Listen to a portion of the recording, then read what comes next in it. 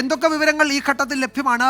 തീരത്ത് ഈ നാവികരെ എത്തിക്കുക എന്നതാണ് ഏറ്റവും പ്രധാനപ്പെട്ട കാര്യം. സുരക്ഷിതരായി അവരെ എത്തിക്കുക. അതിൽ 18 പേരാണ് കടലിലേക്ക് ഇപ്പോൾ ചാടി എന്ന് നമ്മൾ അറിയുന്നത്. 4 പേർ കപ്പലിൽ തന്നെയുണ്ട്. കപ്പൽ മുങ്ങിയിട്ടില്ല. പക്ഷേ അതിൻ്റെ ഏതാണ്ട് ഒരു നടുഭാഗത്ത് നന്നായിട്ട് തീയാളി വലിയ പുക നമുക്ക് ഈ ചിത്രത്തിൽ കാണാം. അതുണ്ട്. അപ്പോൾ അതിലെന്താണ് സംഭവിക്കുന്നതെന്ന് നമുക്കറിയില്ല. പക്ഷേ എന്തൊക്കെ വിവരങ്ങൾ ഈ ഘട്ടത്തിൽ നമുക്ക് ലഭ്യമാണ്, കോഴിക്കോട്ട് ലഭ്യമാണ് ദീപക്? ഏറ്റവും പ്രധാനപ്പെട്ട കാര്യം ഒന്ന്, INS സൂറത്ത് അവിടത്തേക്ക് എത്തിക്കൊണ്ടിരിക്കുന്നു എന്നുള്ളതാണ്. കാരണം കാർവാറിൽ നിന്നും കൊച്ചിയിലേക്ക് INS സൂറത്ത് അതിൻ്റെ സോട്ടി നടത്തിക്കൊണ്ടിരിക്കുകയായിരുന്നു. അതിനിടയിലാണ് ഈ വിവരം വരുന്നത്.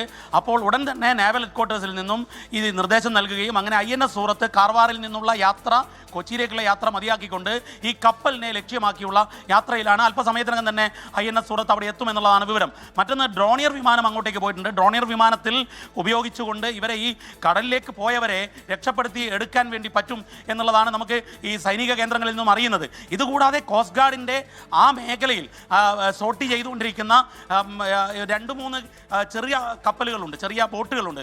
അവർ കൂടി അങ്ങോട്ടേക്ക് പോയിരിക്കുന്നു എന്നുള്ളതാണ് ഏറ്റവും പുതുതായി ലഭിക്കുന്ന വിവരം. ഇതിൽ സൈന്യത്തിൻ്റെ എല്ലാ രക്ഷാപ്രവർത്തന സംവിധാനവും, അതായത് INS സൂറത്ത് എന്ന് പറഞ്ഞാൽ ആ മേഖല വളരെ പരിചിതമായ ഈ കാർവാർ മുതൽ കൊച്ചി വരെയുള്ള സുരക്ഷാ ക്രമീകരണങ്ങൾ നടത്തുന്ന ഒരു ഷിപ്പാണ്, ഒരു ഡിഫൻസിൻ്റെ ഷിപ്പാണ്, ഒരു പ്രതിരോധ സേനയുടെ ഒരു യുദ്ധക്കപ്പലാണ്. അതുകൊണ്ട് തന്നെ അവിടെയുള്ള എല്ലാ മേഖലയിലെയും നീക്കങ്ങൾ INS സൂറത്തിനും INS സുദർശനിക്കും വളരെ ഹൃദിസ്ഥമാണ്.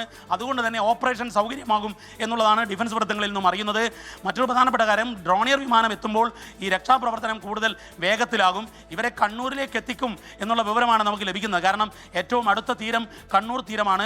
ബേപ്പൂർ തീരത്തിലേക്കാണെങ്കിൽ കൂടുതൽ സമയമെടുക്കും. പക്ഷേ ഇത് സംബന്ധിച്ച് ഒരു തീരുമാനത്തിലേക്ക് ഇപ്പോഴും എത്തിയിട്ടില്ല. പക്ഷേ ഈ കപ്പലിലെ എന്താണ് ദ്രവ്യം ഈ തീപിടിച്ചത് എന്നുള്ളത് സംബന്ധിച്ച് വലിയ ആശങ്ക ഇപ്പോൾ വേണ്ടതില്ല എന്നുള്ളതാണ്. കാരണം ഏതെങ്കിലും എക്സ്പ്ലോസീവ് സാധനം ആയിരുന്നുവെങ്കിൽ ഇതിനകം തന്നെ വലിയ ഒരു ബ്ലാസ്റ്റ്, ഒരു വലിയ പൊട്ടിത്തെറി നടക്കേണ്ട സമയം കഴിഞ്ഞു. അതുകൊണ്ട് അത്തരമൊരു ആശങ്ക വേണ്ടതില്ല എന്നുള്ളതാണ് അറിയുന്നത്. മറ്റൊന്ന്, സംസ്ഥാന പോലീസ് മേധാവി ഷെയ്ഖ് ദർവേഷ് സാഹിബ് ഇതുമായി ബന്ധപ്പെട്ട് പോലീസിന് നിർദ്ദേശം നൽകിയിരിക്കുന്നു. എല്ലാ പോലീസ് സ്റ്റേഷനും അതുപോലെ സായുധ സേനയും തയ്യാറായിരിക്കണം ഏത് സാഹചര്യവും നേരിടാൻ എന്നാണ് വിവരം ലഭിക്കുന്നത്. വിജയകുമാർ. യെസ്, ദീപക് ധർമ്മടമാണ് വിവരങ്ങൾ നൽകിയത് കോഴിക്കോട്ട് നിന്ന്. ദീപക് പറഞ്ഞതുപോലെ അതിൽ എന്താണ് ഈ കപ്പലിലെ കണ്ടെയ്നറുകളിലുള്ളത് എന്നത് സംബന്ധിച്ചുള്ള വിവരങ്ങൾ ഈ ഘട്ടത്തിൽ ലഭ്യമല്ല. പക്ഷേ അത് പെട്ടെന്ന് തീപിടിക്കുന്ന എന്തെങ്കിലുമൊക്കെ ആയിരുന്നുവെങ്കിൽ ആ കപ്പലിൽ ഇതിനോടൊക്കെ വലിയ പൊട്ടിത്തെറികൾ ഉണ്ടാകുമായിരുന്നു. ഇതൊക്കെ ചില അനുമാനങ്ങളാണ്. പക്ഷേ കപ്പലിൽ പൊട്ടിത്തെറി ഉണ്ടായി എന്ന് പറഞ്ഞതായി അത്തരം ചില വിവരങ്ങൾ കോസ്റ്റ് ഗാർഡ് കരയിലേക്ക് നൽകിയ സന്ദേശത്തിലുണ്ട്. പക്ഷേ അത് സ്വാഭാവികമായ തീപിടുത്തത്തിനിടയിൽ സംഭവിച്ചതാണോ എന്നൊന്നും അറിയില്ല. കൊളംബോയിൽ നിന്ന് 7-ാം തീയതി പുറപ്പെട്ട കപ്പൽ അത് മുംബൈയിൽ നാളെ 10-ാം തീയതി എത്തേണ്ടതാണ്. അതിനിടയിലാണ് ഇപ്പോൾ ഈ അപകടം സംഭവിച്ചിരിക്കുന്നത്. തിരുവനന്തപുരത്തു നിന്ന് ഷഫീദ് റാവുത്തർ ചേരുന്നുണ്ട്. ഷഫീദ്, മുഖ്യമന്ത്രിയുടെ ഓഫീസിലേക്ക് ചില വിവരങ്ങൾ എത്തിയിട്ടുണ്ട്. അത് ദുരന്ത നിവാരണ അതോറിറ്റിക്ക് കൈമാറുകയും അല്ലെങ്കിൽ കണ്ണൂർ, കോഴിക്കോട്, എറണാകുളം 3 ജില്ലാ കളക്ടർമാർക്ക് ഒരു ഏത് സാഹചര്യത്തെ നേരിടാനും സജ്ജമായിരിക്കാനുള്ള നിർദ്ദേശവും നൽകിയിട്ടുണ്ട് തീരത്ത്. അപ്പോൾ ആ നിലയിൽ കരയിൽ കാര്യങ്ങൾ ക്രമീകരിച്ചിട്ടുണ്ട്, സജ്ജമാണ്. അവർ ആ നാവികരെ എത്തിച്ചാൽ വേണ്ട ചികിത്സ നൽകുന്നതിനൊക്കെ ക്രമീകരണങ്ങൾ ഉണ്ട്. പക്ഷേ അവരെ സുരക്ഷിതരായി എത്തിക്കുക എന്നതാണല്ലോ പ്രധാനം. അതിന് കോസ്റ്റ് ഗാർഡും നാവികസേനയും നടത്തുന്ന നീക്കങ്ങൾ പുരോഗമിക്കുകയാണ്. എന്തൊക്കെ വിവരങ്ങൾ ഔദ്യോഗികമായി ഘട്ടത്തിൽ മുഖ്യമന്ത്രിയുടെ ഓഫീസിൽ നിന്ന് ലഭിക്കുന്നുണ്ട് ഷഫീദ്?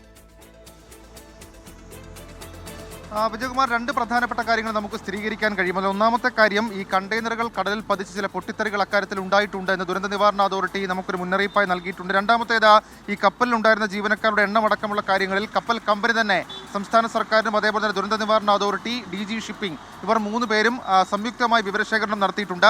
22 തൊഴിലാളികൾ, അതിൽ 18 പേർ കടലിൽ ചാടി. രക്ഷാബോട്ടുകളുണ്ട്. ആ രക്ഷാബോട്ടുകളിൽ അവർ എത്രയും വേഗം തൊട്ടടുത്ത തീരം, അതിൽ മുൻപ് ദീപക് ധർമ്മടം സൂചിപ്പിച്ചതുപോലെ തന്നെ കണ്ണൂർ തീരം, കോഴിക്കോട്, എറണാകുളം ജില്ലാ കളക്ടർമാർക്കാണ് നിലവിൽ ഇപ്പോൾ നിർദ്ദേശം നൽകിയിട്ടുള്ളതും. കോഴിക്കോട്, കണ്ണൂർ തീരങ്ങളിലേക്ക് ഇവരെ എത്തിച്ച അവർക്ക് പ്രാഥമിക ചികിത്സ നൽകാനുള്ള ഒരു നീക്കം അത് നടത്തുന്നുണ്ട്. മാത്രമല്ല, ഇതിനോടകം തന്നെ വാൻഹായ് 503 എന്ന് പറയപ്പെടുന്ന ആ കപ്പൽ കമ്പനി, സിംഗപ്പൂർ ബേസ്ഡ് കപ്പൽ കമ്പനിയാണ് അതിൽ വിവരശേഖരണം ആരംഭിച്ചിട്ടുണ്ട്. എന്തൊക്കെ കാർഗോ ആണ് ഹാൻഡിൽ ചെയ്തത് എന്നുള്ള കാര്യം കണ്ടെത്താൻ വേണ്ടിയിട്ടുള്ള നീക്കം നടത്തിയിട്ടുണ്ട്.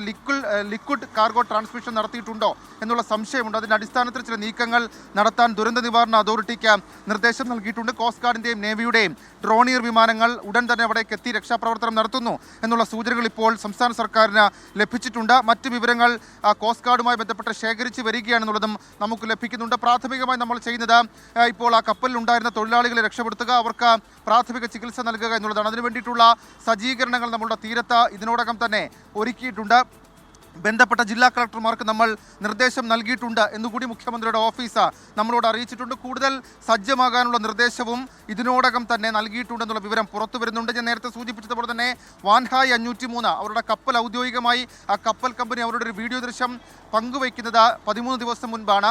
ആ വീഡിയോ ദൃശ്യം ഉൾപ്പെടെയുള്ള കാര്യങ്ങൾ ഇപ്പോൾ സംസ്ഥാന സർക്കാരിന് അയച്ചു നൽകിയിട്ടുണ്ട്. കാർഗോ ട്രാൻസ്മിഷൻ്റെ കാര്യത്തിൽ ഏതൊക്കെ കാർഗോ എന്തൊക്കെ കാര്യങ്ങളാണ് എന്നുള്ളത് ഉടൻ തന്നെ കണ്ടെത്തും. നാളെയായിരുന്നു ഈ കപ്പൽ മുംബൈയിലേക്ക് എത്തേണ്ടത്. സാധാരണഗതിയിൽ ആ കപ്പൽ പാത എന്ന് പറയുന്നത് ലിക്വിഡ് ട്രാൻസ്മിഷൻ അല്ലെങ്കിൽ ലിക്വിഡ് കാർഗോ ഹാൻഡ്ലിംഗുമായി ബന്ധപ്പെട്ട് നടത്തുന്ന കപ്പലുകൾ പോകുന്നതാണ്.